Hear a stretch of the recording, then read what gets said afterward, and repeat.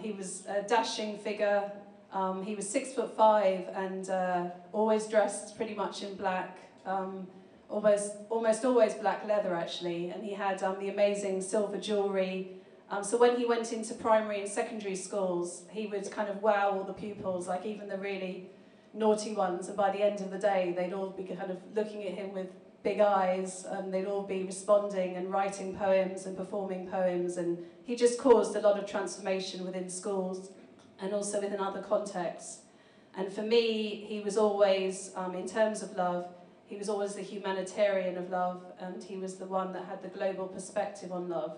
He very much cared for what was going on in politics and society, and that came through all of his work.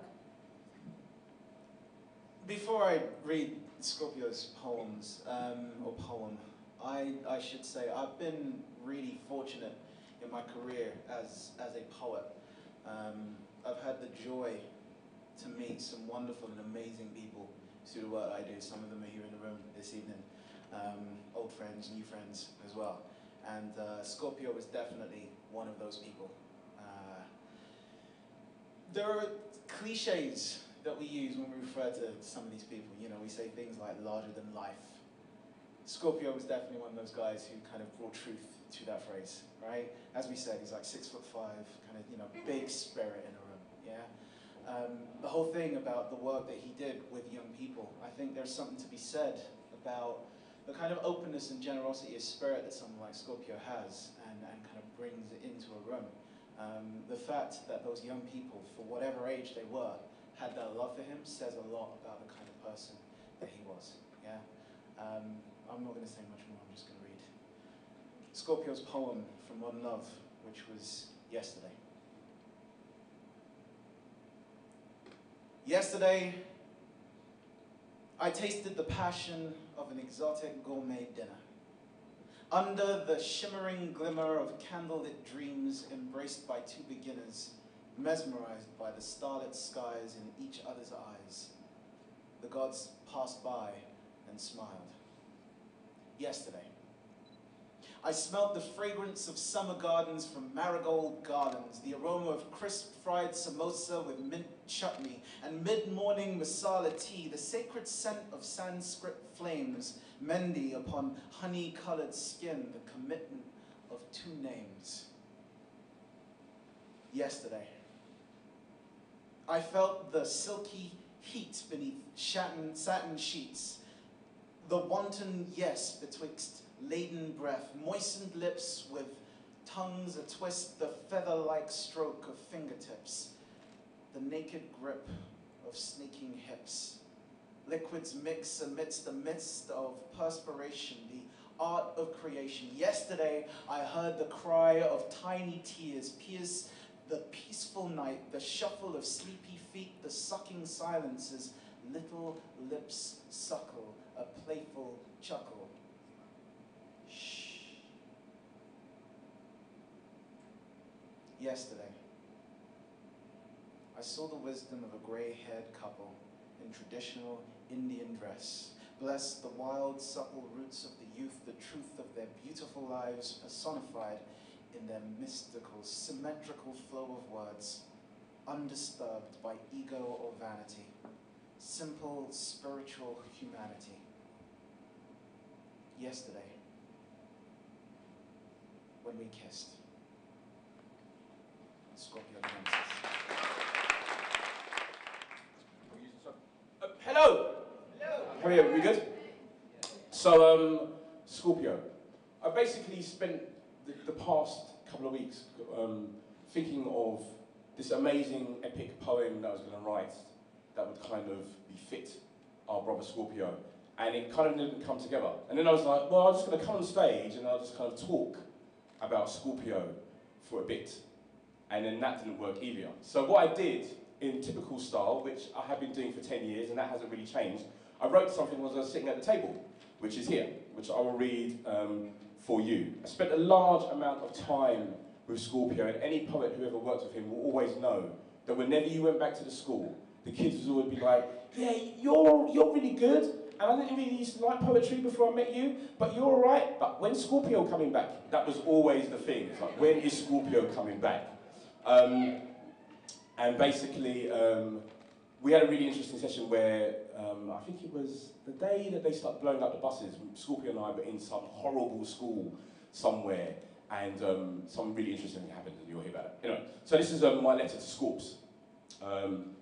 Dear Skorps, when you are done battling Biggie Smalls and reasoning with Tupac, please, my friend, could you take time to remember the train trip home from Aomley HMP and the 5 days we spent dragging words from the throats of those detained at Her Majesty's pleasure. For the record, Skorps, I was always scared of your rings, particularly the one with the eyeball in the centre.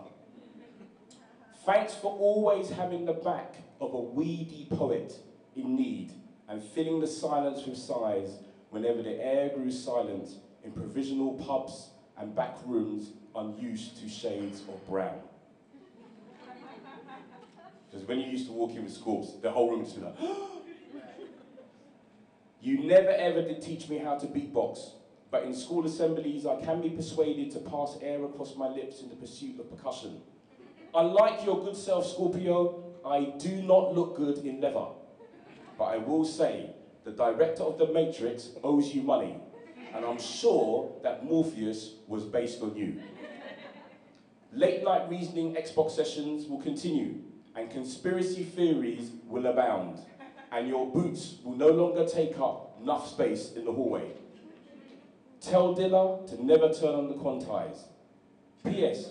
Remember that kid in the school that we met in assembly in Milton Keynes who froze to the spot when you walked in at assembly? Well, apparently, it's 10 years later, and he still hasn't moved, and his parents are really worried. Over and out, Daddy Dark.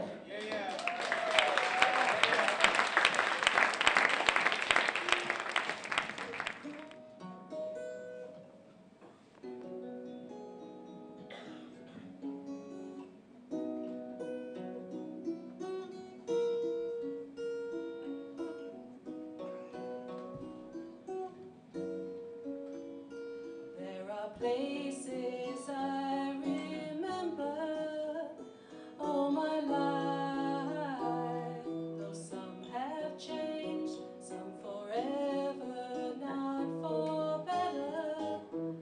Some have gone and some remain.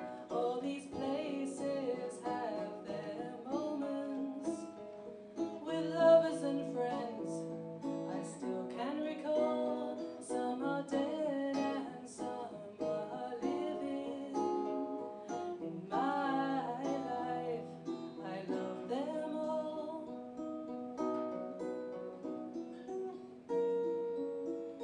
But for all these friends and lovers, there is no one compares with you, and these memories lose their meaning when I think of love as something new, though I know I'll never lose affection for people and things that went before.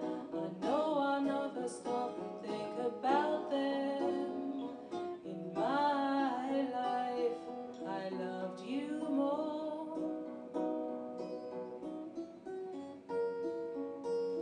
But for all these friends and lovers, there is no one compares with you, and these memories lose their meaning when I think of love as something new, though I know I'll never lose affection for people and things that went before.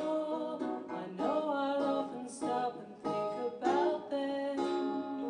In my life, I loved you more.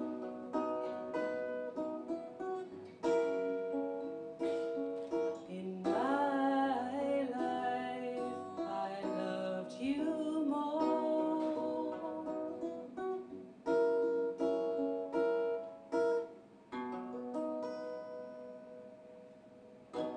So Skorpio.